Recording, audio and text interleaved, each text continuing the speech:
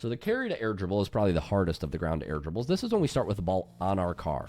This is the most precise because you're going to have the least time for error. You have to go kind of straight into any touch that you want to make, because the ball's just not going to get as much pop when it's starting on top of your car.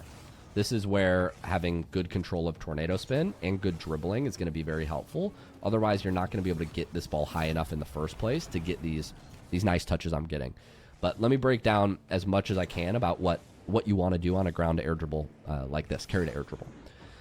So a carry to air dribble is not a flick. On a flick, you want the ball indicator to be a little bit in front of your car. And by the ball indicator, I mean that little circle. See how this is a little in front of my car, and then I flick it? See that? Ball's a little bit in front of my car, and then I flick it. It's not the same on a ground to air dribble. If I put the ball in front of me and then I try to start a ground to air dribble, I get stuck behind. It doesn't work. Even if you get like a little more in the center, you're still going to get stuck behind. The ball's going to roll off the front of your car. Instead, a cue that I got from my pro coach Shock here is you want to think back wheels inside the ball indicator. So you see how my back wheels are inside the ball indicator? Now jump. You see how I get height there? I'll show you again. Back wheel inside the ball indicator. Now jump. You see how much more pop I get on my ground to air dribble? And even if you had no air roll control, this would be pretty good at a platinum, diamond, even champ level. So you think back wheels inside the ball indicator. It's a little less intuitive, but you want the ball to be further back on your car. So that's one thing.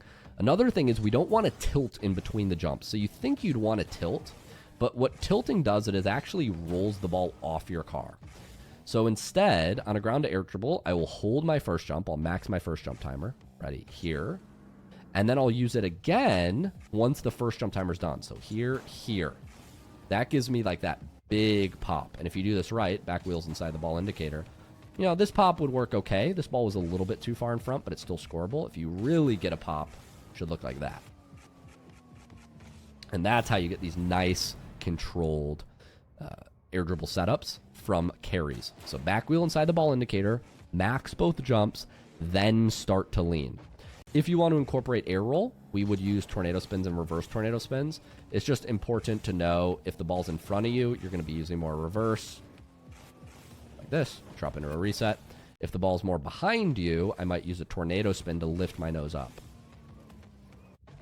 So that's most of the fundamentals on these setups. If you do this right, it could look something like that.